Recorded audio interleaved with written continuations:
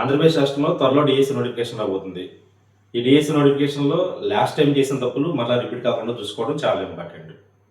అందులో ప్రధానమైనది జనరల్ నాలెడ్జ్ని చాలామంది స్కిప్ చేస్తూ ఉంటారు. లైట్గా చదువుకుంటే ఎంతో కొంత స్కోర్ వస్తుంది అనుకుంటారు. మీకు డిఎస్సి సిలబస్లో స్కూల్ అసిస్టెంట్ కానీ ఎస్జిటి విద్యార్థులు కానీ ప్రధానంగా గుర్తుంచుకోవాల్సిన అంశం ఏంటంటే Telugu, English, maths, science, social, psychology, methods ఎలా అయితే నువ్వు ఎక్కువ నెలల పాటు చదివావో, ఎక్కువ సంవత్సరాల పాటు చదివావో, అదే కాన్సెప్ట్ కనుక జనరల్ నాలెడ్జ్ కూడా అప్లై చేస్తే దీంట్లో కూడా ఎక్కువ స్కోర్ తెచ్చుకునే అవకాశం చాలా మెరుగ్గా ఉంటుంది. మనం వాటిని ఒక 1 year 2 years చదువుతాం, సైకాలజీ కానీ మెథడ్స్ కానీ కంటెంట్లు కానీ. జీకే వచ్చేటప్పటికి 2 months 3 months లాస్ట్లో బుక్ తీసేసి చదివేసి ఆన్సర్ చేస్తాం. అలా కాకుండా ప్లాన్ చేయండి. ఎక్కడి నుంచి డైలీ ఒక 1 topic చదువుకుంటూ వెళ్దాం. రోజుకి ఒక టాపిక్ చదివితే 40 daysలో 40 topicsని మనం ఫినిష్ చేయవచ్చు. 40 స్టాండర్డ్ జీకే టాపిక్స్ కనుక నువ్వు కమెంట్ తెచ్చుకోగలిగితే జీకే మీద నీకు కొంచెం కాన్ఫిడెన్స్ వస్తుంది. దాంతో లింకప్ చేసుకుంటూ కరెంట్ అఫైర్స్ చదువుతాం. సో ఇక్కడ జీకేలో డిఎస్సి పాయింట్ ఆఫ్ వ్యూలో 16 ప్రశ్నలు ఎస్జిటి విద్యార్థులు ఆన్సర్ చేయాల్సి వస్తుంది. 16 ప్రశ్నలతో ఉన్న subject Telugu, English, maths, science, social, psychology, GK అన్నీ కూడా ఒకే ప్రయారిటీ, ఒకే ప్రాబబిలిటీ ఉంది. మార్క్స్ వెయిటేజ్ పరంగా చూడండి. ఏ కంటెంట్లు తీసుకున్నా సరే నీకు 16 ప్రశ్నలు వస్తున్నాయి కాబట్టి వాటికి ఎంత టైం కేటాయించావో, వాటిని ఎంత ఇంట్రెస్ట్గా చదువుతున్నావో జీకేని కూడా అంత ఇంట్రెస్ట్గా చదివితే దీంట్లో కూడా ఎక్కువ స్కోర్ తెస్తారు. ఒక్కొక్క వీడియోలో ఒక టాపిక్ చెప్పడానికి ట్రై చేస్తాను. అందరూ కూడా ఛానల్ సబ్స్క్రైబ్ చేసుకోండి. అలాగే మన శ్రీనిధి ఎక్సలెన్స్ యాప్ ద్వారా జరుగుతున్న ఎస్జిటి ఆన్లైన్ ఎగ్జామ్స్ రెగ్యులర్గా రాస్తున్న విద్యార్థులకి మీ కోర్సులో కూడా ఈ వీడియోస్ అప్లోడ్ చేస్తాను కాబట్టి అక్కడ కూడా మీరు వాచ్ చేయవచ్చు.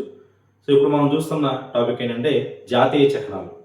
జాతీయ చిహ్నాలు అనే టాపిక్ సంబంధించిన ముఖ్యమైన అంశాలు ఏంటి, అసలు భారత జాతీయ చిహ్నాలు ఏమేమి ఉన్నాయి, జాతీయ చిహ్నాలకు సంబంధించి తెలుసుకోవాల్సిన అంశాలను చూద్దాం. జాతీయ చిహ్నాలు, నేషనల్ సింబల్స్, భారత జాతీయ చిహ్నాలకు సంబంధించిన అంశం. నేషనల్ సింబల్స్లో ముఖ్యంగా మనం తెలుసుకోవాల్సినవి ఏంటి అనేది ఒకసారి చూస్తే జాతీయ జంతువు, జాతీయ పక్షి, జాతీయ జెండా, అలాగే జాతీయ కరెన్సీ, జాతీయ వారసత్వ జంతువు, జాతీయ గీతం, జాతీయ గేయం, జాతీయ చిహ్నం, ఇలా కొన్ని ముఖ్యమైన అంశాల గురించి గత డిఎస్సిలో ప్రశ్నలు అయితే వచ్చినాయి. సో 1 by 1 ఒక్కొక్కటి మనం చూసినప్పుడు మొదటగా జాతీయ చిహ్నం. భారత జాతీయ చిహ్నం ఏంటి, నేషనల్ ఎంబ్లమ్ ఏంటి అని చూసినప్పుడు లయన్ క్యాపిటల్.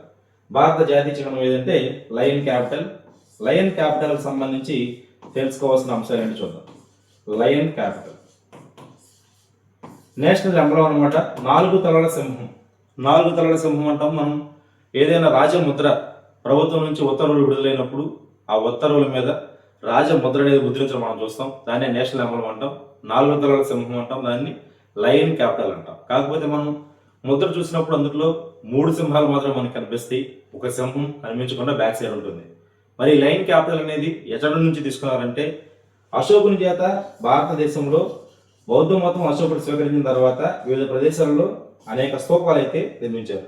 అశోకుడు నిర్మించిన స్తూపాలలో ప్రధానంగా మనకి సాంచి స్తూపం అనేది ఒకటి, సారనాథ్ స్తూపం అనేది ఒకటి. ఎగ్జామినేషన్స్లో చాలాసార్లు బిట్స్ అడుగుతారు అనమాట. సాంచి స్తూపము, సారనాథ్ స్తూపము. సాంచి స్తూపం ఎక్కడ ఉంది అంటే మధ్యప్రదేశ్లో ఉంది. అశోక చక్రవర్తి కళింగ యుద్ధం చేసిన తర్వాత మారు మనసు పొంది కళింగ యుద్ధం తర్వాత బౌద్ధ మతాన్ని స్వీకరించి దేశవ్యాప్తంగా బౌద్ధ మతాన్ని వ్యాప్తి చేయడం కోసం అనేక చోట్ల అనేక స్తూపాలు స్థాపించారు. అందులో సాంచి స్తూపం అనేది మధ్యప్రదేశ్లో ఉంది. మరి సారనాథ్ స్తూపం ఎక్కడ ఉంది అంటే ఉత్తరప్రదేశ్. ఉత్తరప్రదేశ్లో సారనాథ్ స్తూపం ఉంది. మనకి లయన్ క్యాపిటల్ అనేది ఏ స్తూపం నుంచి తీసుకున్నారంటే ఉత్తరప్రదేశ్లో ఉన్న సారనాథ్ స్తూపం నుంచి తీసుకోవడం జరిగింది. ఉత్తరప్రదేశ్లో ఉన్న సారనాథ్ స్తూపం నుంచి లయన్ క్యాపిటల్ తీసుకోవడం జరిగింది. ఇది భారత రాజముద్రగా, భారత రాజ చిహ్నంగా మనం లయన్ క్యాపిటల్ తీసుకున్నాం. లయన్ క్యాపిటల్ గురించి మనం గమనించినప్పుడు లయన్ క్యాపిటల్లో మొత్తం 3 సింహాల 4 సింహాలు అంటే 4 సింహాలే ఉంటాయి, కనిపించే 3 సింహాలు. లయన్ క్యాపిటల్ యొక్క పీఠం అడుగు భాగంలో, లయన్ క్యాపిటల్ యొక్క ముద్రకి పీఠం అడుగు భాగంలో మధ్య భాగంలో ఏముంటుందంటే అశోక ధర్మచక్రం ఉంటుంది. పీఠం అడుగున మధ్య భాగంలో అశోక ధర్మచక్రం అనేది ఉంటుంది. అశోక ధర్మచక్రాన్ని మనం ఇంకెక్కడ చూస్తాం, భారత జాతీయ జెండాలో కూడా మధ్యలో అశోక ధర్మచక్రాన్ని చూస్తూ ఉంటాం. ఈ అశోక ధర్మచక్రంలో మొత్తం 24 ఆకులు ఉంటాయి అంటారు. 24 స్పోక్స్ అనేవి అశోక ధర్మచక్రంలో ఉంటాయి. అశోక ధర్మ చక్రానికి కుడివైపున వృషభం ఉంటుంది. కుడివైపున ఉండే జంతువు వృషభం, ఎడమ వైపున గుర్రం ఉంటుంది. భారత జాతీయ చిహ్నంలో అశోక ధర్మ చక్రానికి కుడివైపున ఉండే జంతువు ఏదంటే వృషభం, అంటే ఎద్దు. ఎడమవైపున ఉండే జంతువు గుర్రం. వృషభం అనేది దేనికి చిహ్నంగా పేర్కొంటారంటే స్థిరత్వానికి చిహ్నంగా పేర్కొంటారు. స్థిరత్వం అంటే స్ట్రెంత్, స్టెబిలిటీ అనే ఒక స్థిరత్వానికి చిహ్నంగా వృషభాన్ని పేర్కొంటారు. మరి గుర్రాన్ని దేనికి పేర్కొంటారంటే వేగానికి చిహ్నంగా పేర్కొంటూ ఉంటారు. గుర్రంను వేగానికి చిహ్నంగా పేర్కొంటారు. ఇలా మనం భారత జాతీయ చిహ్నంలో 4 సింహాలు చూస్తాం, ఒక వృషభం చూస్తాం, ఒక గుర్రం చూస్తాం, మధ్యలో అశోక ధర్మచక్రం అయితే ఉంటుంది. ఈ పీఠం కింద భాగంలో ఒక సూక్తి రాయబడి ఉంటుంది. ఆ సూక్తి సత్యమేవ జయతే. అశోక ధర్మచక్రం కింద పీఠం కింద భాగంలో భారత జాతీయ చిహ్నంలో క్రింది భాగంలో పీఠం మీద రాయబడి ఉండే సూక్తి పేరు సత్యమేవ జయతే అనే సూక్తి రాయబడి ఉంటుంది. సత్యమేవ జయతే అంటే సత్యం జయిస్తుంది, ఎప్పటికీ సత్యమే గెలుస్తుంది అనేది. ఈ సత్యమేవ జయతే అనే సూక్తి ఏ లిపిలో రాయబడి ఉందంటే దేవనాగర లిపిలో రాయబడి ఉంటుంది. దేవనాగర లిపిలో సత్యమేవ జయతే అని రాయబడి ఉంటుంది. దేవనాగర లిపి అంటే భారత జాతీయ భాషగా మనం గుర్తించుకున్న హిందీ యొక్క లిపి దేవనాగర లిపి. అంటే ఒక రకంగా హిందీ భాషలోనే రాయబడి ఉందని చెప్పవచ్చు. దేవనాగర లిపిలో సత్యమేవ జయతే అని రాయబడి ఉంటుంది. ఈ సత్యమేవ జయతే అనే సూక్తిని నేషనల్ మోటో కూడా పేర్కొంటారు. నేషనల్ మోటో ఆఫ్ ఇండియా ఏదంటే సత్యమేవ జయతే. ఈ సత్యమేవ జయతే అనేది ఉపనిషత్తుల నుంచి గ్రహించడం జరిగింది. ఉపనిషత్తులు మొత్తం ఎన్ని? ఇది కూడా చాలాసార్లు ఎగ్జామినేషన్స్లో బిట్స్ అడుగుతూ ఉంటారు. ఇలాంటివి కూడా ఉపనిషత్తులు ఎన్ని అని అడుగుతారు. సో మనకి తెలిసినంత వరకు ఆ ఉపనిషత్తులు ఏంటి, అసలు ఉపనిషత్తులకు సంబంధించిన ముఖ్యమైన అంశాలు ఏంటిది అనేది ఇక్కడ కంటెంట్ అయితే అవసరం లేదు. మీరు పర్స్పెక్టివ్ ఎడ్యుకేషన్ చదువుతున్నప్పుడు కూడా కొన్ని బిట్స్ అయితే వస్తూ ఉంటాయి. సో భారత జాతీయ మోటోగా, నేషనల్ మోటోగా మనం తీసుకుంది ఏంటంటే సత్యమేవ జయతే అనేది తీసుకున్నారను. సత్యమేవ జయతే ఎక్కడి నుంచి గ్రహించారు అంటే మాండకోపనిషత్తు. మనం చదువుతున్న బుక్స్లో మండకోపనిషత్తు అని చదువుతాం. మన ప్రొనౌన్సియేషన్కి వీలుగా చదవండి. అలా కంటెంట్లో స్పెల్లింగ్ మిస్టేక్స్ లాగా ఎగ్జామ్లో బిట్స్ ఏమి ఎవరులే కానీ మాండకోపనిషత్తు నుంచి తీసుకోవడం జరిగింది. ఈ సత్యమేవ జయతే అనేది మాండకోపనిషత్తు నుంచి తీసుకున్నారు. మాండకోపనిషత్తు నుంచి తీసుకోవడం జరిగింది. సత్యమేవ జయతేకి సంబంధించి ఇది. మరి ఈ ఉపనిషత్తులు మొత్తం ఎన్ని అంటే 108. ఉపనిషత్తులు మొత్తం ఎన్ని అంటారు? ఉపనిషత్తులు మొత్తం 108. 108 ఉపనిషత్తులు అనేవి మనకి ఉన్నాయి. ఇందులో మాండకోపనిషత్తు నుంచి సత్యమేవ జయతే తీసుకున్నారు. వేదాలు మొత్తం ఎన్నమ్మా? వేదాలు మొత్తం ఎన్ని అని అడుగుతారు. వేదాలు మొత్తం 4. ఋగ్వేదం, యజుర్వేదం, సామవేదం, అథర్వణ వేదం. ఆ 4 వేదాలు గుర్తుంటాయి మనకి. మరి వేదాంగాలు మొత్తం ఎన్ని అంటారు? వేదాంగాలు ఎన్ని మొత్తం అంటారు? వేదాంగాలు మొత్తం ఎన్ని అంటే 6 వేదాంగాలు ఉంటాయి. పురాణాలు మొత్తం ఎన్ని అంటారు? పురాణాలు మొత్తం ఎన్ని అని ప్రశ్న అడిగినప్పుడు పురాణాలు మొత్తం 18. పురాణాలు మొత్తం 18 పురాణాలు ఉంటాయి. అష్టాదశ పురాణాలుగా పిలుస్తాం వాటిని. ఇతిహాసాలు మొత్తం ఎన్ని అంటారు? ఇతిహాసాలు మొత్తం ఎన్ని అని ఒక ప్రశ్న అడుగుతారు. ఇతిహాసాలు మొత్తం ఎన్ని అంటే 2 ఇతిహాసాలు ఉంటాయి అన్నమాట. సో ఇక్కడ జనరల్గా గుర్తుంచుకోవాలి, అంతే, గుర్తుపెట్టుకోవడం కోసం అది ఇది అవుతుంది. ఉపనిషత్తులు మొత్తం ఎన్ని అంటే 108 ఉపనిషత్తులు ఉంటాయి. దీంట్లో మాండక ఉపనిషత్తు నుంచి సత్యమేవ జయతే అనే సూక్తిని తీసుకోవడం జరిగింది. ఇది దేవనాగర లిపిలో రాయబడి ఉంది. ఆ దేవనాగర లిపిలో రాసిన ఆ సింబల్ని మనం తీసుకోవడం జరిగింది. ఏ స్తూపం నుంచి తీసుకున్నారు? సారనాథ్ స్తూపం నుంచి తీసుకున్నారు. సారనాథ్ స్తూపం ఏ రాష్ట్రంలో ఉంది? ఉత్తరప్రదేశ్ రాష్ట్రంలో ఉంది. బౌద్ధ మతానికి సింబల్గా సారనాథ్ స్తూపాన్ని స్థాపించేవారు అశోకుడు స్థాపించాడు. అశోకుడు ఏ యుద్ధం తర్వాత తన మనసు మార్చుకున్నాడు యుద్ధాలు చేయకూడదని చెప్పంటే కళింగ యుద్ధం. అశోకుడు కళింగ యుద్ధం ఎప్పుడు చేశారు అనేది ఒక ప్రశ్న ఉంటుంది. చాలా ఇంపార్టెంట్ బిట్. అశోకుడు కళింగ యుద్ధం చేసిన సంవత్సరం క్రీస్తు పూర్వం 261లో అశోకుడు కళింగ యుద్ధం చేయడం జరిగింది. మరి ఇలాంటి ప్రాముఖ్యత కలిగిన ఈ సారనాథ్ స్తూపం నుంచి తీసుకున్న ఈ నేషనల్ ఎంబ్లం అనేది ఎప్పుడు రాజ్యాంగ పరిషత్ ఆమోదించింది, ఎప్పుడు దీనిని మనం నేషనల్ ఎంబ్లంగా ఎప్పటి నుంచి అమల్లోకి తీసుకురావడం జరిగిందంటే 1950 జనవరి 26. భారత జాతీయ చిహ్నంగా లయన్ క్యాపిటల్ అనేది భారత జాతీయ చిహ్నంగా ఎప్పటి నుంచి అమల్లోకి తీసుకురావడం జరిగిందంటే 1950 జనవరి 26. చాలాసార్లు ఎగ్జామినేషన్లో వచ్చిన ప్రశ్న, ఇంపార్టెంట్ క్వశ్చన్. భారత జాతీయ చిహ్నంగా లయన్ క్యాపిటల్ని ఎప్పటి నుంచి అమలులోకి తెచ్చామంటే 1950 జనవరి 26న ఇది అమల్లోకి రావడం జరిగింది. ఇది దీనికి సంబంధించిన ప్రాథమిక సమాచారం. మీరు ఇది విన్న తర్వాత మీ దగ్గర ఉన్న బుక్స్ తీసుకుని చదువుతున్నప్పుడు మరికొన్ని ప్రశ్నలు ఏమైనా మీకు తెలిసి ఉండొచ్చు. కానీ ప్రాథమిక సమాచారం ముందు విని మీ దగ్గర ఉన్న బుక్స్ చదవండి.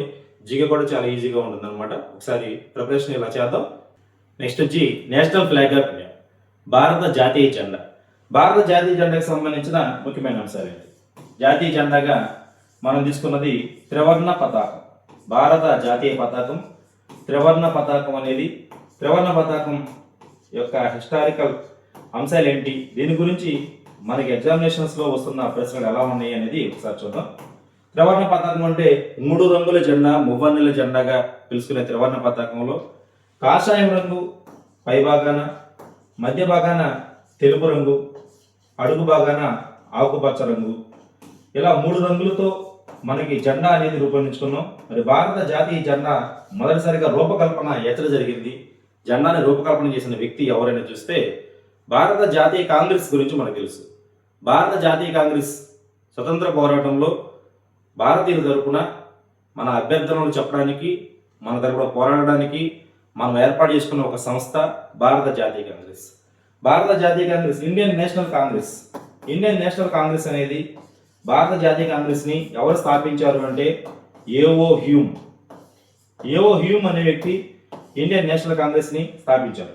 మరి ఇండియన్ నేషనల్ కాంగ్రెస్ అనేది ప్రతి సంవత్సరం డిసెంబర్ నెలలో దేశవ్యాప్తంగా ఏదో ఒక ప్రదేశంలో తన సమావేశాలు ఏర్పాటు చేసుకుంటుంది. అలాగే మధ్యలో కూడా అవసరమైనప్పుడు పోరాడడానికి మూలంగా మీటింగ్స్ అనేవి ఏర్పాటు చేసుకుంటుంది.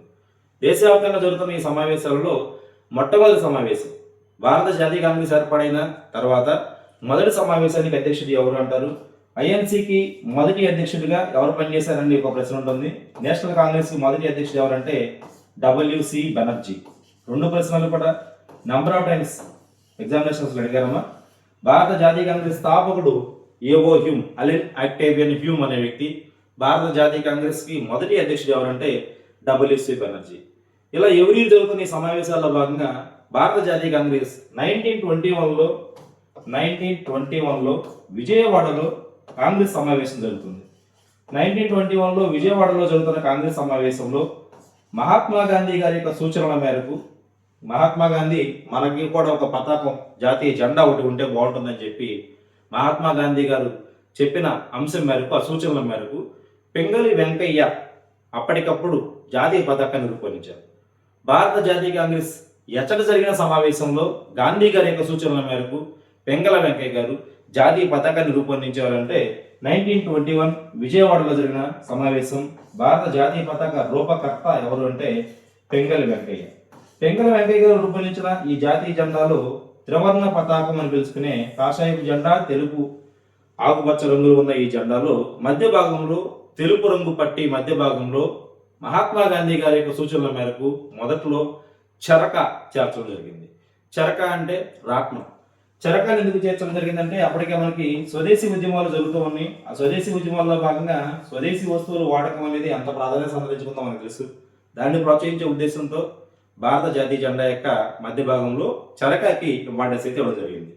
దాని తర్వాత కాలక్రమంలో 1947 ఆ టైంకి వచ్చేసేటప్పటికి చరకా స్థానంలో మరలా దేన్ని చేర్చుకోవడం జరిగిందంటే సారనాథ్ స్తూపం నుంచి మనం తీసుకున్న అశోక ధర్మచక్రంలో ఉన్న అశోక ధర్మచక్రాన్ని తీసుకోవడం జరిగింది అనమాట. అంటే మొదట్లో త్రివర్ణ పతాకంలో తెలుపు రంగు భాగంలో ఇప్పుడు మనం చూస్తున్న అశోక ధర్మచక్రం ఉండేది కాదు. తెలుపు రంగు భాగంలో మొదట్లో ఏముండేది? చరకా ఉండేది. చరకా స్థానంలో తర్వాత ఏమొచ్చిందంటే అశోక ధర్మచక్రాన్ని చేర్చుకోవడం జరిగింది. అశోక ధర్మచక్రాన్ని చరకా స్థానంలో చేర్చుకోవడం జరిగింది. ఇలా భారత జాతీయ పతాకం రూపకల్పన జరిగింది. అక్కడ నుంచి ఏ సమావేశం జరుగుతున్నా జాతీయ పతాకాన్ని ఎగరవేయడం, దానికి మనందరం కూడా రెస్పెక్ట్ ఇవ్వడం అనేది జరుగుతూ వస్తుంది, రెగ్యులర్గా జరుగుతుంది. ఆ మధ్యలో కాలక్రమంలో 1929లో లాహోర్లో జరిగిన సమావేశంలో పూర్ణ స్వరాజ్ తీర్మానం ఒకటి ఆమోదించారు. ఆ సంపూర్ణ స్వరాజ్ తీర్మానం అనేది 1929 లాహోర్ కాంగ్రెస్ సమావేశంలో ఆమోదించడం జరిగింది. అది కూడా ఒక ఇంపార్టెంట్ ప్రశ్న. 1929 లాహోర్లో జరిగిన కాంగ్రెస్ సమావేశంలో సంపూర్ణ స్వరాజ్ తీర్మానం ఆమోదించారు. 1930 జనవరి 26న దాని ఆధారంగా వారు స్వాతంత్ర దినోత్సవాన్ని జరిపేసుకున్నారు అనమాట. 1929 లాహోర్ సమావేశం జరిగింది అనమాట. అది ఒకసారి గుర్తుంచుకోండి. మరి ఈ విధంగా భారత జాతీయ జెండా రూపొందించుకున్నాం. భారత జాతీయ జెండాని రాజ్యాంగ పరిషత్ ఎప్పుడు ఆమోదించింది? ఈ రోజున మనకి ఇండియాలో ఏదైనా ఒక అంశాన్ని చట్టం రూపంలో మార్చడానికి పార్లమెంట్ ఆమోదించాలి కదా. అలా మొదట్లో ఏం జరిగినా సరే దానిని రాజ్యాంగ పరిషత్ ఆమోదించాలి. భారత రాజ్యాంగ పరిషత్ భారత జాతీయ జెండాని ఎప్పుడు ఆమోదించింది? మోస్ట్ ఇంపార్టెంట్ క్వశ్చన్, చాలాసార్లు అడిగిన ప్రశ్న. రాజ్యాంగ పరిషత్ చేత ఇది ఎప్పుడు ఆమోదం పొందిందంటే 1947 జూలై 22వ తారీఖున భారత రాజ్యాంగ పరిషత్ చేత భారత జాతీయ జెండా ఆమోదం పొందింది. భారత జాతీయ జెండా ఆమోదం పొందిన తేదీ 1947 జూలై 22. మరి ఈ జాతీయ జెండా రూపొందించినప్పుడు దాని యొక్క పొడవు వెడల్పుల నిష్పత్తి ఎలా ఉండాలి అని ఒక ప్రశ్న అడుగుతారు. జాతీయ జెండా తయారు చేస్తున్నప్పుడు పొడవు వెడల్పులు అనేవి ఏ నిష్పత్తిలో ఉండాలంటే 3:2లో ఉండాలి.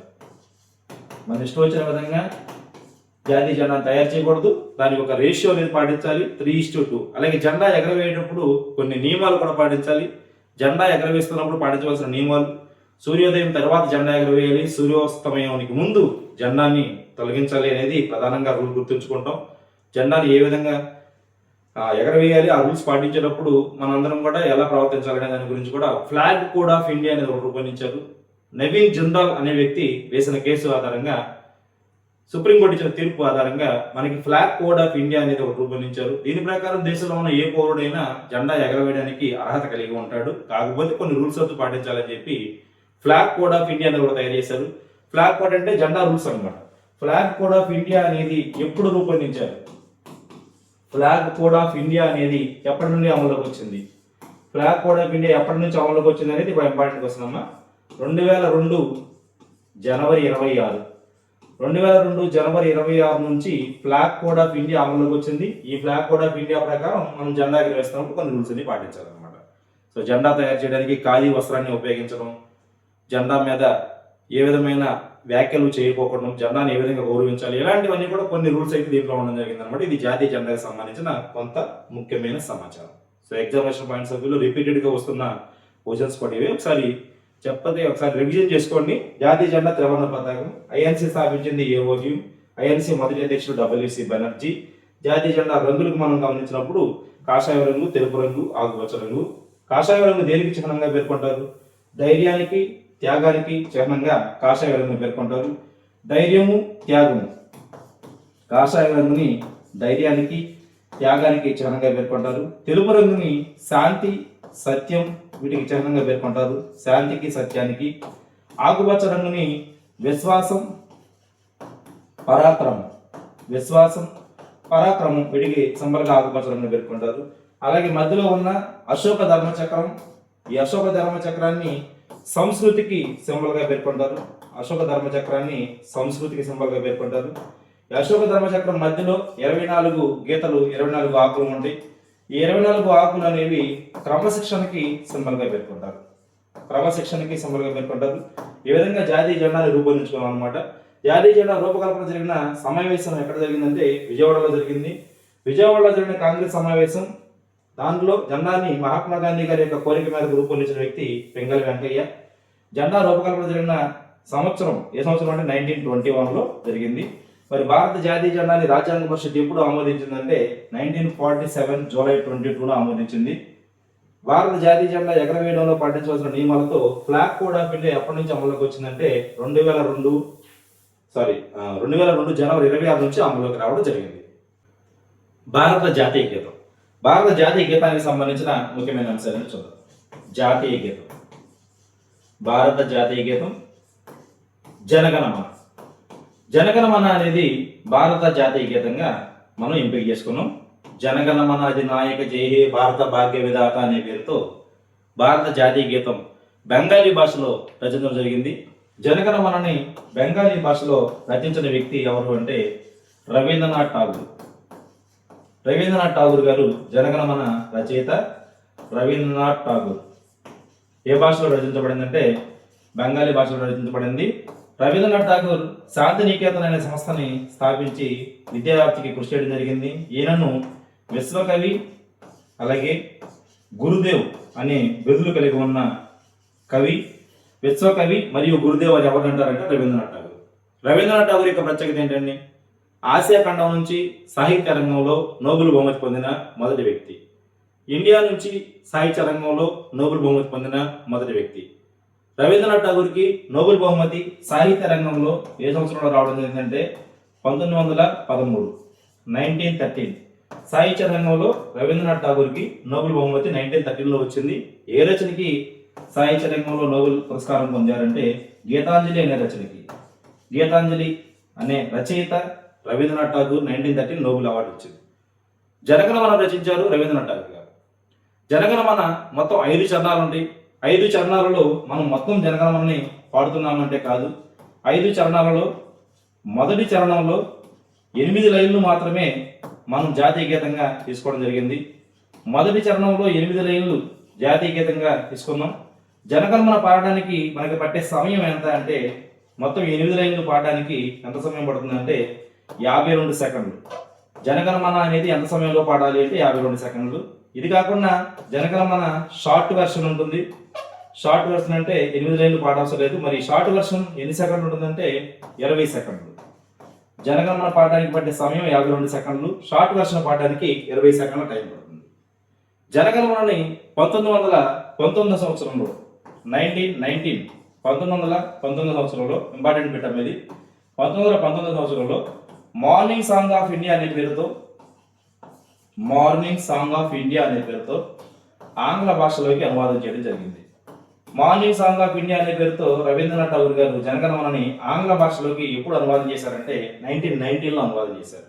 Morning song of India Chittoor జిల్లాలో మదనపల్లిలో ఉన్న కాలేజీలో మదనపల్లి కాలేజీలో మార్నింగ్ సాంగ్ ఆఫ్ ఇండియా అనే పేరుతో రవీంద్రనాథ్ ఠాగూర్ గారు 1919లో జనగణమనని ఆంగ్ల భాషలోకి అనువాదం చేశారు. జనరల్గా మనం మార్నింగ్ సాంగ్ ఆఫ్ ఇండియా అంటే వందే మాత్రం అనుకుంటాం, అలా కాదు. మార్నింగ్ సాంగ్ ఆఫ్ ఇండియా ఏదంటే Janaganamana. Morning song of India అనే పేరుతో ఎప్పుడు అనువాదం చేశారంటే 1990లో అనువాదం చేశారు. మరి జనగణమన మొదటిసారిగా ఎప్పుడు వచ్చేది? జనగణమన మొదటిసారిగా అచ్చైన సంవత్సరం ఎప్పుడంటే 1912 సంవత్సరం. 1912 సంవత్సరంలో భారత విధాత అనే పేరుతో తత్వబోధిని అనే పత్రికలో వచ్చేది. దానికన్నా ముందు మనం గుర్తుంచుకోవాల్సిన మరొక ముఖ్యమైన ప్రశ్న, భారత జాతీయ గీతమైన జనగణమనని మొదటిసారిగా ఎక్కడ జరిగిన సమావేశంలో ఆలపించడం జరిగింది అని ఒక ప్రశ్న. 1911 సంవత్సరం డిసెంబర్ 27 కలకత్తాలో జరిగిన భారత జాతీయ కాంగ్రెస్ సమావేశంలో భారత జాతీయ గీతాన్ని మొదటిసారిగా ఆలపించారు. చాలా చాలా ఇంపార్టెంట్ ప్రశ్న. భారత జాతీయ గీతమైన జనగణమనని మొదటిసారిగా ఎప్పుడు ఆలపించారంటే 1911 డిసెంబర్ 27 1911 డిసెంబర్ 27 కలకత్తాలో జరిగిన ఐఎన్సి సమావేశంలో జనగణమనని మొదటిసారిగా పాడడం జరిగింది. జనగణమన మొదటిసారిగా పాడడం జరిగిన సంవత్సరం ఎప్పుడని అడుగుతారు. జనగణమనని మొదటిసారిగా పాడిన సంవత్సరం ఎప్పుడంటే 1911లో పాడారు, డిసెంబర్లో ఐఎన్సి సమావేశంలో. నెంబర్ ఆఫ్ టైమ్స్ కాంపిటేటివ్ ఎగ్జామ్స్లో అడిగారు జనగణమన ఫస్ట్ టైం ఆలపించిన ఇయర్. మరి జనగణమన తత్వబోధిని అనే పత్రికలో భారత విధాత అనే పేరుతో ఎప్పుడు ప్రచురించడం జరిగింది అంటే జనగణమన అనేది భారత విధాత అనే పేరుతో తత్వబోధిని అనే పత్రికలో ప్రచురించడం జరిగింది. తత్వబోధిని అనే పత్రికలో ప్రచురించబడిన సంవత్సరం 1912. దేశం గొప్పతనాన్ని గురించి తెలియజేస్తూ భారత జాతీయ గీతాన్ని రూపొందించుకున్నాం. ఎంత గొప్ప జాతీయ గీతాన్ని మనం రీసెంట్ టైమ్స్లో 150 సంవత్సరాలు పూర్తయిందని చెప్పి దానికి సంబంధించిన సెలబ్రేషన్స్ కూడా చేసుకోవడం అనేది చూస్తూ ఉంటాం. మరి సరే 100 సంవత్సరాలు కంప్లీట్ అయిపోయింది, 150 అంటే రవీంద్రనాథ్ ఠాగూర్ గారి యొక్క 150 జయంతి ఉత్సవాల సందర్భంగా దాన్ని ఒకసారి గుర్తు చేసుకోవడం జరిగింది. ఇది అమల్లోకి వచ్చింది ఏంటంటే 1911లో కాబట్టి దాన్ని మనం గుర్తుంచుకున్నా సరే 100 ఇయర్స్ కంప్లీట్ అయింది. నెక్స్ట్ జాతీయ గీతాన్ని పాడేటప్పుడు మనం పాటించవలసిన నియమాల గురించి కూడా చూసాం. ఈ మధ్యకాలంలో సినిమా హాల్స్లో కూడా ప్రదర్శించడం జరిగింది. ఇంత గొప్ప జాతీయ గీతాన్ని భారత రాజ్యాంగ పరిషత్ ఎప్పుడు ఐడెంటిఫై చేసింది? రాజ్యాంగ పరిషత్ చేత ఇది ఎప్పుడు గుర్తించబడింది? రాజ్యాంగ పరిషత్ చేత భారత జాతీయ గీతం గుర్తించబడిన తేదీ ఇది కూడా ఇంపార్టెంట్ వస్తున్నామా? 1950 జనవరి 24. 1950 జనవరి 24న భారత జాతీయ గీతం రాజ్యాంగ పరిషత్ చేత గుర్తించబడి అమలులోకి వచ్చింది. 1950 జనవరి 24. ఇయర్స్ ఉంటాయి. జాబ్ ఈజీగా రాదు, డబ్బులు ఊరికే వస్తాయో రావో అది తర్వాత విషయం. జాబ్ అయితే ఈజీగా రాదు. Hard work, revision, practice, regularity, attention, ఇన్ని పదాలు ఇవన్నీ కూడా నీలో ఇంక్లూడ్ చేసుకోగలిగితే అవన్నీ వస్తాయి. పర్లా 2-3 టైమ్స్ చదువు గుర్తుంటుంది, లేదా 10 సార్లు చదువు గుర్తుంటుంది, 15 సార్లు చదువు గుర్తుంటుంది. ఇయర్స్ అని ఒక చోట రాసుకో విడివిడిగా, గుర్తుంటుంది ఖచ్చితంగా గుర్తుంటుంది. గుర్తు లేకుండా అయితే ఉండదు, ట్రై చేయి, గుర్తుంటుంది. ఇది జాతీయ గీతానికి సంబంధించిన ముఖ్యమైన సమాచారం. భారత జాతీయ గీతం ఏది? జనగణమన. జనగణమన రచయిత రవీంద్రనాథ్ ఠాగూర్. రవీంద్రనాథ్ ఠాగూర్ బిరుదులు విశ్వకవి గురుదేవ్ రవీంద్రనాథ్ ఠాగూర్ శాంతినికేతన్ అనే సంస్థ స్థాపించారు. రవీంద్రనాథ్ ఠాగూర్కి నోబెల్ బహుమతి వచ్చిన సంవత్సరం 1913. ఏ రచనకి? గీతాంజలి అనే రచనకి వచ్చింది. జాతీయ గీతమైన జనగణమనలో మొత్తం ఎన్ని చరణాలు ఉంటాయి అంటే 5 చరణాలు ఉంటాయి. అందులో మొదటి చరణంలో 8 లైన్లు మాత్రమే మనం పాడుతున్నాం. 5 చరణాలకు సంబంధించిన ముఖ్యమైన అంశాలు చూసినప్పుడు జాతీయ గీతం పాడడానికి పట్టే సమయం 52 సెకండ్లు, షార్ట్ వెర్షన్ పాడడానికి 20 సెకండ్ల సమయం పడుతుంది. జనగణమనని మొదటిసారిగా 1911 డిసెంబర్ 27 కలకత్తా కాంగ్రెస్ సమావేశంలో ఆలపించారు. జనగణమన 1912లో తత్వబోధిని అనే పత్రికలో భారత విధాత అనే పేరుతో వచ్చింది. జనగణమనని 1919 సంవత్సరంలో మార్నింగ్ సాంగ్ ఆఫ్ ఇండియా అనే పేరుతో ఆంగ్ల భాషలోకి అనువదించడం జరిగింది. జనగణమన రాజ్యాంగ పరిషత్ చేత గుర్తించబడిన సంవత్సరం 1950 జనవరి 24. ఇది జాతీయ గీతానికి సంబంధించి. నెక్స్ట్ భారత జాతీయ గేయం. భారత జాతీయ గేయం వందే మాతరం. జాతీయ గేయంగా వందే మాతరం, సుజలం సుఫలం మలయజ శీతలం. ఈ వందే మాతర గేయం ఏ భాషలో రచించబడింది, వందే మాతరం అసలు ఎవరు రచించారు అనే ముఖ్యమైన అంశాలు చూద్దాం. వందే మాతరం అనేది ఆనంద్ మఠ్ అనే నవల నుంచి తీసుకోవడం జరిగింది. ఆనంద్ మఠ్ అనే నవల, ఈ ఆనంద్ మఠ్ అనే నవల సంస్కృత భాషలో రచించడం జరిగింది. సంస్కృత భాషలో ఆనంద్ మఠ్ అనే నవలను రచించిన వ్యక్తి పేరు బకిం చంద్ర చటర్జీ. బకిం చంద్ర చటర్జీ గారు ఆనంద్ మఠ్ నవలని రచించారు. ఇప్పుడు ఆనంద్ మఠ్ నవల నుంచి వందే మాతరం తీసుకోవడం జరిగింది. వందే మాతరం అనేది ఎవరు రచించారు అంటే బకిం చంద్ర చటర్జీ గారు వందే మాతరాన్ని రచించడం జరిగింది. బకిం చంద్ర చటర్జీ ఆనంద్ మఠ్ అనే నవలని ఎప్పుడు ప్రచురించారంటే 1882లో ప్రచురించారు. 1882లో ఆనంద్ మఠ్ అనే నవల ప్రచురించడం జరిగింది. మరి భారత స్వాతంత్ర ఉద్యమం జరుగుతున్న రోజులలో బెంగాల్ విభజన గురించి మీ అందరికీ తెలుసు. బెంగాల్ విభజన ఎప్పుడు జరిగింది? బెంగాల్ విభజన జరిగిన సంవత్సరం 1905. 1905లో బెంగాల్ విభజన జరిగింది. ఈ బెంగాల్ విభజన సమయంలో జరిగిన ఉద్యమాన్ని వందే మాతర ఉద్యమంగా మనం పిలుచుకుంటూ ఉంటాం. మొదటిసారిగా వందే మాతర గేయాన్ని ఎప్పుడు ఆలపించారు? మోస్ట్ ఇంపార్టెంట్ క్వశ్చన్, చాలాసార్లు అడిగేది ఇది కూడా. వందే మాతర గేయాన్ని మొదటిసారిగా ఎప్పుడు ఆలపించారంటే 1896 కలకత్తాలో జరిగిన కాంగ్రెస్ సమావేశంలో మొదటిసారిగా వందే మాతర గేయాన్ని ఆలపించారు. 1896 కలకత్తా కాంగ్రెస్ సమావేశంలో వందే మాతర గేయాన్ని మొదటిసారిగా ఆలపించడం జరిగింది. మరి జాతీయ గేయంగా వందే మాతరాన్ని రాజ్యాంగ పరిషత్ ఎప్పుడు గుర్తించింది? రాజ్యాంగ పరిషత్ చేత గుర్తించబడిన సంవత్సరం ఎప్పుడు అడుగుతారు? రాజ్యాంగ పరిషత్ చేత గుర్తించబడిన సంవత్సరం 1950 జనవరి 24. 1950 జనవరి 24. జనగణమన కూడా సేమ్ డేట్నే గుర్తించబడింది. వందే మాతరాన్ని సేమ్ డేట్నే గుర్తించారు. జనగణమనని, వందే మాతరాన్ని రెండింటిని కూడా జాతీయ గీతంగా, జాతీయ గేయంగా రాజ్యాంగ పరిషత్ ఎప్పుడు గుర్తించిందంటే 1950 జనవరి 24ను గుర్తించింది. మరి వందే మాతరం అనేది ఏ భాషలో రచించబడింది అంటే ఆంగ్ల భాషలో రచించబడింది. సంస్కృత భాషలో రచించబడింది. వందే మాతరాన్ని ఆంగ్లంలోకి అనువదించిన వ్యక్తి ఎవరని అడుగుతారు? వందే మాతరాన్ని ఆంగ్ల భాషలోకి అనువదించిన వ్యక్తి అరవిందో ఘోష్.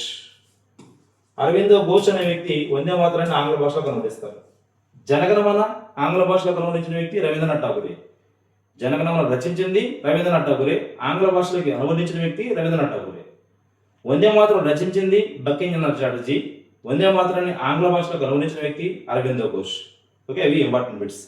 ఇది కాకుండా మరొక ముఖ్యమైన ప్రశ్న, 1896 1896 కలకత్తా కాంగ్రెస్ సమావేశం వందే మాతరం మొదటిసారిగా పాడారని చెప్పాం.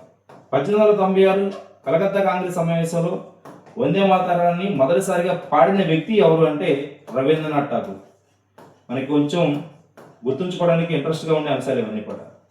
వందే మాతరాన్ని 1896లో కలకత్తా కాంగ్రెస్ సమావేశంలో మొదటిసారిగా పాడిన వ్యక్తి పేరు రవీంద్రనాథ్ ఠాగూర్ అనే వ్యక్తి మొదటిసారిగా దాన్ని పాడడం జరిగింది. ఇవి దీనికి సంబంధించిన ముఖ్యమైన అంశాలు. ఆనంద్ మఠ్ నవల ప్రచురించబడిన ఇయర్ 1892. ఆనంద్ మఠ్ నవల నుంచి వందే మాతరం తీసుకున్నాం. మొదటిసారిగా పాడింది 1896, ఆమోదించింది 1950 జనవరి 24. అది ఓకేనా. నెక్స్ట్ మరొక ముఖ్యమైన అంశం భారత జాతీయ క్యాలెండర్. భారత జాతీయ క్యాలెండర్గా దేని తీసుకున్నాం? జాతీయ క్యాలెండర్గా ఈరోజు మనం చూస్తాం, తెలుగు క్యాలెండర్ చూస్తాం, ఇంగ్లీష్ క్యాలెండర్ చూస్తూ ఉంటాం. తెలుగు నెలలు అనగానే మీ అందరికీ గుర్తొచ్చేవి తెలుగు నెలలు మొత్తం 12 నెలలు కూడా గుర్తొస్తాయి. తెలుగు నెలలు 12: చైత్రము, వైశాఖము, జ్యేష్ఠము, ఆషాఢము, శ్రావణము, భాద్రపదము, ఆశ్వేజము, కార్తీకము, మార్గశరము, పుష్యము, మాఘము, పాల్గొనము అని చెప్పి తెలుగు నెలలు మొత్తం మనం చదువుకుంటాం. అలాగే ఋతువులు గురించి కూడా మీకు తెలుసు. ఋతువులు మొత్తం ఎన్ని అంటే 6 ఋతువులు గురించి కూడా మనం చదువుతాం. వసంత ఋతువు, గ్రీష్మ ఋతువు, వర్ష ఋతువు, శరద్ ఋతువు, హేమంత ఋతువు, శిశిర ఋతువు. సో ఇక్కడ మనం గుర్తుంచుకోవాల్సిన మరికొన్ని ముఖ్యమైన అంశాలు ఏంటో చూసి దాని తర్వాత ఈ తెలుగు నెలలు, ఋతువులు వీటికి సంబంధించిన అంశాలు ఏంటని కూడా చూద్దాం. భారత జాతీయ క్యాలెండర్ గ్రెగేరియన్ క్యాలెండర్ ఆధారంగా మనం రూపొందించుకున్నాం. శక సంవత్సరాన్ని బేస్ చేసుకుని గ్రెగేరియన్ క్యాలెండర్ ఆధారంగా భారత జాతీయ క్యాలెండర్ అయితే అమలులోకి వచ్చింది. శక సంవత్సరం అనేది శాలివాహన శకం అనే పేరుతో శక యుగం అనేది ఎప్పుడు ప్రారంభమైందంటే క్రీస్తు శకం 78. భారత పరిపాలనలో శక యుగం ప్రారంభమైన సంవత్సరం క్రీస్తు శకం 78. ప్రపంచవ్యాప్తంగా అమలు చేస్తున్న క్యాలెండర్స్ అనేవి మనం చూసినప్పుడు గ్రెగేరియన్ క్యాలెండర్ ఆధారంగా శక సంవత్సరాన్ని ఆధారంగా చేసుకుని మనం భారత జాతీయ క్యాలెండర్ అయితే రూపొందించుకున్నాం. భారత జాతీయ క్యాలెండర్ అనేది మనం రూపొందించుకున్న సంవత్సరం ఓకే, మరి ఎప్పటి నుంచి అది జాతీయ క్యాలెండర్గా తీసుకోవడం జరిగిందంటే భారత జాతీయ క్యాలెండర్కి ఆమోదం వచ్చిన రోజు 1957 మార్చ్ 22. 1957 మార్చ్ 22 నుంచి భారత జాతీయ క్యాలెండర్ అమలులోకి వచ్చింది. ఇది ఒకటి ప్రముఖమైన ఇంపార్టెంట్ క్వశ్చన్. భారత జాతీయ క్యాలెండర్ అమలులోకి వచ్చిన తేదీ 1957 మార్చ్ 22. 1957 మార్చ్ 22 నుంచి అమలులోకి వచ్చింది. ఇక్కడ తెలుగు నెలలు, ఋతువులకు సంబంధించి మీరు గుర్తుంచుకోవాల్సిన కొన్ని ముఖ్యమైన అంశాలు ఒకసారి చూద్దాం. ఒకసారి నెలల పేర్లు మనకి గుర్తుంటే ఋతువుల్ని వాటిని మ్యాచింగ్ చేయమని చెప్పి దీని నుంచి కూడా పెట్టించారు బేస్. సో తెలుగు నెలలు ఏ ఋతువుల్లో ఎలా వస్తాయి చూసినప్పుడు తెలుగు నెలల్లో మొదటిది చైత్రం, తర్వాత వైశాఖం, జ్యేష్ఠం, ఆషాఢం, శ్రావణం, భాద్రపదం, ఆశ్వీజం. మ్యాచింగ్ ఇచ్చారు.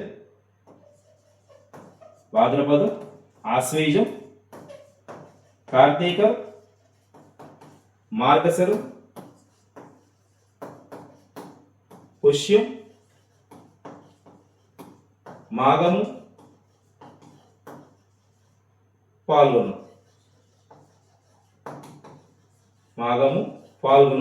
సో ఇక్కడ మనకి ఒక నెల మిస్ అయింది. చైత్రము, వైశాఖము, జ్యేష్ఠము, ఆషాఢం, తర్వాత శ్రావణం. చైత్రం, వైశాఖం, జ్యేష్ఠం, ఆషాఢం, శ్రావణం,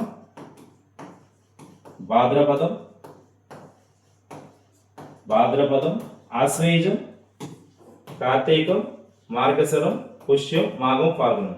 సో 12 నెలలు. ఈ 12 నెలలని 6 ఋతువులతో మ్యాచింగ్ చేయమని ఇచ్చారన్నమాట. సో ఇక్కడ మొదటి 2 నెలలు చైత్రము, వైశాఖము అనేవి వసంత ఋతువు. జ్యేష్ఠము, ఆషాఢం అనేది గ్రీష్మ ఋతువు. శ్రావణం, భాద్రపదం అనేది వర్ష ఋతువు. ఆశ్వీజం, కార్తీకం అనేది శరద్ ఋతువు. మార్గశిరం, పుష్యం అనేది హేమంత ఋతువు. మాఘము, పాల్గొనం అనేది శిశిర ఋతువు. సో అలా ఋతువులని నెలలతో లింకప్ చేయదే ప్రశ్న కూడా ఎగ్జామినేషన్లో అడిగారు. సో మొత్తం జాతీయ క్యాలెండర్ అనేది ఎప్పటి నుంచి అమల్లోకి వచ్చిందమ్మా? 1957 మార్చ్ 22 నుంచి అమల్లోకి రావడం జరిగింది. అది ఇంపార్టెంట్ క్వశ్చన్స్. నెక్స్ట్ మరొకటి చూస్తే భారత జాతీయ కాలమానం. జాతీయ కాలమానంగా దేన్ని తీసుకుందాం? భారత జాతీయ కాలమానంగా తీసుకున్న రేఖాంశం ఏది? ఎందుకంటే సమయం అనగానే మనకి గుర్తొచ్చే రేఖాంశాలు. భారత జాతీయ కాలమానంగా తీసుకున్న రేఖాంశం ఏది? భారత జాతీయ కాలమానంగా తీసుకున్న రేఖాంశం 82.5 డిగ్రీల తూర్పు రేఖాంశం. 82.5 డిగ్రీల తూర్పు రేఖాంశాన్ని భారత జాతీయ కాలమానంగా తీసుకోవడం జరిగింది. 82.5 డిగ్రీల తూర్పు రేఖాంశం ఇది చాలా చాలా ఇంపార్టెంట్. అది ఒక ప్రశ్న గుర్తుంచుకోండి. జాగ్రఫీలో దీని గురించి మనం చాలా అంశాలు చదువుకుంటాం. ఇది ఆంధ్రప్రదేశ్లో కాకినాడ పట్టణం గుండా వెళ్తుందని చెప్పి ఒక ప్రశ్న. ఏ రాష్ట్రాల గుండా భారత జాతీయ కాలమానంగా తీసుకున్న 82.5 డిగ్రీల తూర్పు రేఖాంశం అనేది ప్రయాణిస్తుంది అనేది చూస్తాం మనం. అలాగే 0 డిగ్రీల రేఖాంశాన్ని ఏమంటారు? గ్రీనిచ్ రేఖాంశం అంటారు. 0 డిగ్రీల రేఖాంశాన్ని గ్రీనిచ్ రేఖాంశం అంటారు. అంతర్జాతీయ దినరేఖ అని చెప్పి దేనంటారు అనేది ఒక ప్రశ్న చాలాసార్లు అడిగేది. అంతర్జాతీయ దినరేఖ అని పిలువబడేది 180 డిగ్రీల తూర్పు పశ్చిమ రేఖాంశాన్ని 180 డిగ్రీల తూర్పు పశ్చిమ రేఖాంశాన్ని అంతర్జాతీయ దినరేఖగా పిలవడం జరుగుతుంది. 180 డిగ్రీస్ తూర్పు పశ్చిమ రేఖాంశాన్ని అంతర్జాతీయ దినరేఖ అంటారు. 0 డిగ్రీల రేఖాంశాన్ని గ్రీనిచ్ రేఖాంశం అంటారు. భారత జాతీయ రేఖాంశం జాతీయ కాలమానంగా ఏం తీసుకున్నారంటే 82.5 డిగ్రీల తూర్పు రేఖాంశం తీసుకున్నారు. ఇది ఒక ప్రశ్న. నెక్స్ట్ మరొకటి భారత జాతీయ జంతువు. భారత జాతీయ జంతువుగా దేన్ని సెలెక్ట్ చేశారు? జాతీయ జంతువు మొదట్లో స్వతంత్రం వచ్చిన కొత్తలో భారత జాతీయ జంతువుగా సింహం ఉండేది. సింహం స్థానంలో జాతీయ జంతువుగా 1972లో చేసిన వన్యప్రాణి సంరక్షణ చట్టం ప్రకారం 1972లో వన్యప్రాణి సంరక్షణ చట్టం ప్రకారం మనం సింహం స్థానంలో జాతీయ జంతువుగా దేని తీసుకున్నామంటే పెద్ద పులి. పులిని జాతీయ జంతువుగా తీసుకోవడం జరిగింది. పులుల సంఖ్య తగ్గిపోతుంది క్రమంగా అని పులుల్ని కాపాడే ఉద్దేశంతో పులిని మనం జాతీయ జంతువుగా తీసుకున్నాం. వన్యప్రాణి సంరక్షణ చట్టం కూడా చేసాం. ఎప్పుడు చేసామంటే 1972. పెద్ద పులి యొక్క శాస్త్రీయ నామం ఏది అంటారు? పెద్ద పులి యొక్క శాస్త్రీయ నామం పాంతారా టైగ్రిస్. పెద్ద పులి యొక్క శాస్త్రీయ నామం పాంతారా టైగ్రిస్. పాంతారా టైగ్రిస్ అనేది పెద్ద పులి యొక్క సైంటిఫిక్ నేమ్.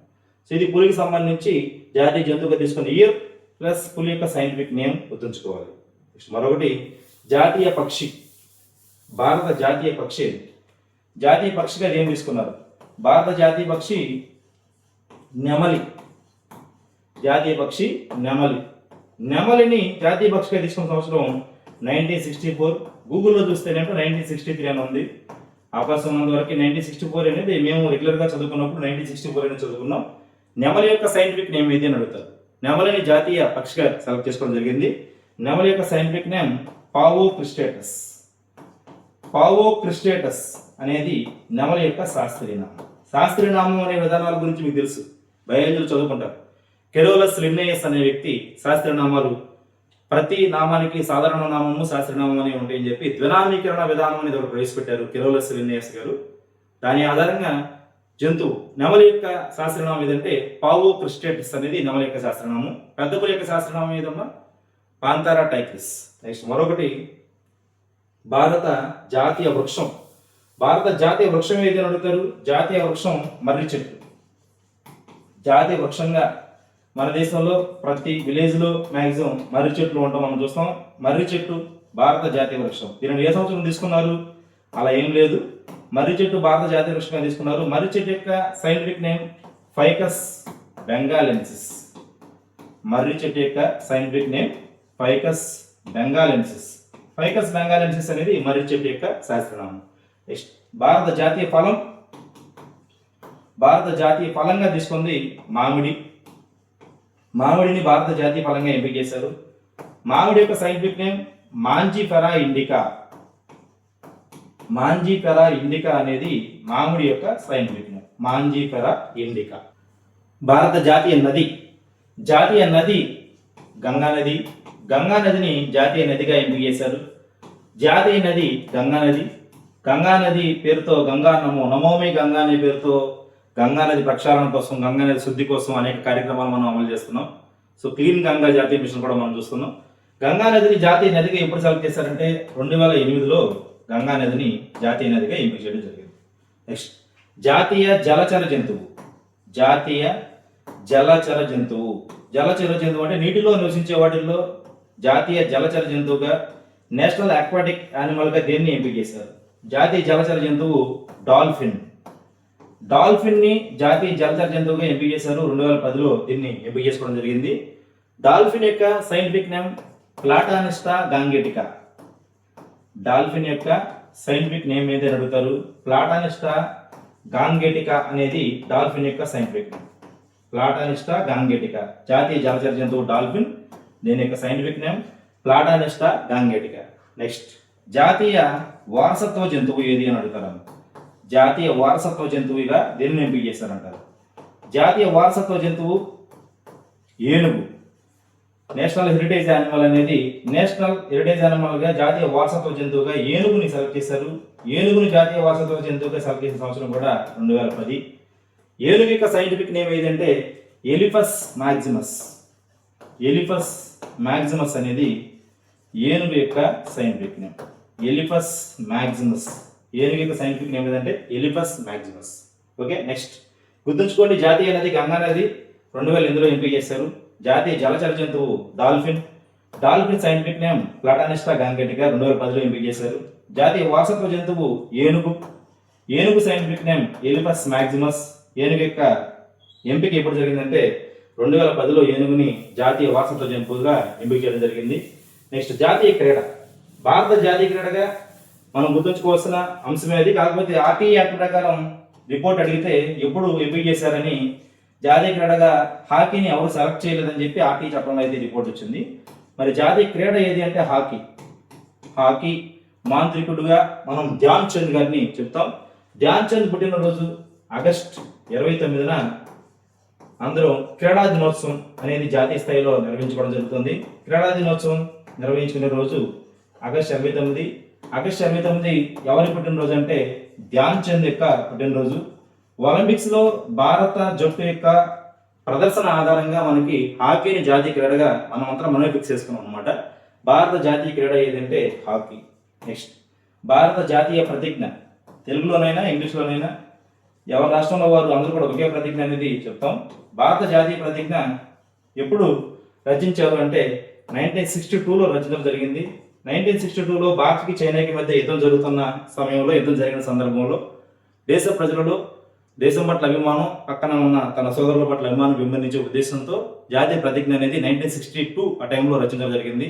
జాతీయ ప్రతిజ్ఞ రచించిన వ్యక్తి పైడిమర్రి వెంకట సుబ్బారావు. జాతీయ ప్రతిజ్ఞ రచించిన వ్యక్తి పేరు పైడిమర్రి వెంకట సుబ్బారావు. పైడిమర్రి వెంకట సుబ్బారావు గారు జాతీయ ప్రతిజ్ఞ రచించారు. జాతీయ ప్రతిజ్ఞ పాఠ్య పుస్తకాలలో ఫ్రంట్ పేజీలో మనం చూస్తాం. జాతీయ ప్రతిజ్ఞని పాఠ్య పుస్తకాలలో ఎప్పటి నుంచి తీసుకురావడం జరిగిందంటే అది అమల్లోకి వచ్చింది ఎప్పుడు, ఐడెంటిఫికేషన్ మొత్తం అంతా అంటే 1965 జనవరి 26. 1965 జనవరి 26 నుంచి జాతీయ ప్రతిజ్ఞ అనేది దేశవ్యాప్తంగా అమల్లోకి రావడం జరిగింది. రచించిన వ్యక్తి పేరు పైడిమర్రి వెంకట సుబ్బారావు. ఇవి జాతీయ చిహ్నాలకు సంబంధించి మనకి తెలుసుకోవాల్సిన కనీస జ్ఞానం. దీంతో పాటు మీ దగ్గర ఉన్న బుక్స్, జీకే అనే దానికి లిమిట్ ఉండదు. మీ దగ్గర ఉన్న బుక్స్లో ఎంత ఇన్ఫర్మేషన్ ఉంటే అంత చదువుకోండి. ముందు ఇవి మాత్రం తెలిసి ఉండాలి మనకి. గతంలో జరిగిన అన్ని పరీక్షలలో కూడా నెంబర్ ఆఫ్ టైమ్స్ వీటి గురించి బిట్స్ అయితే వస్తూ ఉన్నాయి అనమాట.